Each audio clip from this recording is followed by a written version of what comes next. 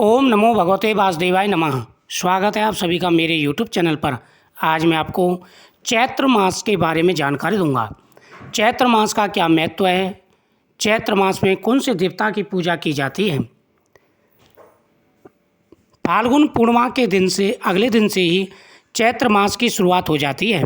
यह मास हिंदू नववर्ष का पहला महीना माना जाता है, यानी हिंदू महीनों की जो शुरुआत होती है वह चैत्र मास से ही होती है। धार्मिक मान्यता है कि इस सृष्टि के रचयिता भगवान ब्रह्मा ने चैत्र माह के शुक्ल प्रतिपदा के दिन से ही इस सृष्टि की रचना आरंभ की थी। इस माह के कई और मान्यताएं हैं। चैत्र माह के साथ हिंदू नववर्ष की शुरुआत होती है। यह माह हिंदू कैलेंडर का पहला महीना होता है, इसलिए हिंदू धर्म में भी चैत्र माह को बहुत ही खास माना जाता है। धार्मिक मान्यता है कि जो व्यक्ति चैत्र मास में माता दुर्गा, हनुमान जी, भगवान शिव और भगवान कृष्ण की पूजा करते हैं, उनके सभी मनोरथ पूरे हो जाते हैं।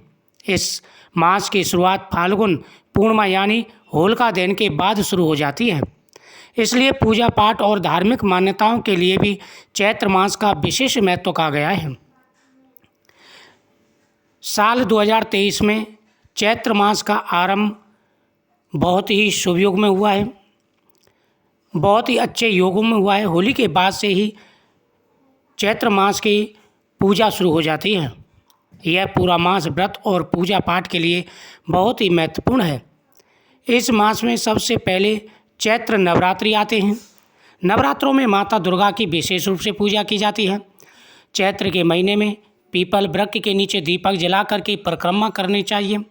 घर में किसी भी प्रकार का कोई दोष है, घर में अशांति है, शांति नहीं है, तो नियमित रूप से भगवान शिव का अभिषेक करना चाहिए और भगवान शिव के अभिषेक का जो जल है वह घर में छिड़कना चाहिए। चैत्र मास में सबसे पहले नवरात्रि आते हैं। नवरात्रों में शास्त्रों में विशेष महत्व कहा गया है। जो व्यक्ति नवरात्रों में माता के 9 स्वरूपों की आराधना करते हैं उनके सभी कार्य सिद्ध हो जाते हैं, धन बढ़ता है, सुख और समृद्धि बढ़ती है। माता दुर्गा हमारी सभी मनोकामनाएं पूरी करती हैं। नवरात्रों में माता के 9 स्वरूपों की आराधना की जाती है। माता प्रसन्न होकर के अपने भक्तों की सभी मनोकामनाएं पूरी करती हैं।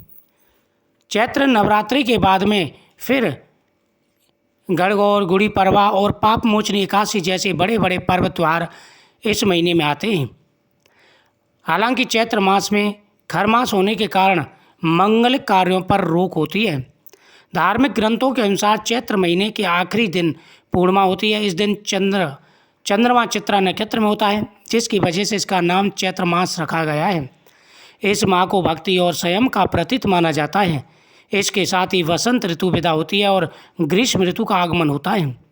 शास्त्रों के अनुसार चैत्र मास में ही भगवान विष्णु ने मत्स्य अवतार लेकर प्रलय काल में डूबते मनु की नौका को सुरक्षित स्थान पर पहुंचाया था। बाद में मनु ने इस मानव सभ्यता की शुरुआत की। नव सम्मत प्रारंभ होने के साथ ही प्रकृति में बदलाव आने लगते हैं और साथ ही गर्मी का मौसम शुरू हो जाता है। चैत्र मास के महीने में भगवान विष्णु की पूजा का विशेष महत्व होता है। जो व्यक्ति नियमित रूप से भगवान विष्णु का पूजन करते हैं उनके जीवन में आ रहे सारे दुख और परेशानियां दूर हो जाती हैं। चैत्र मास का महीना बड़ा ही पवित्र महीना है।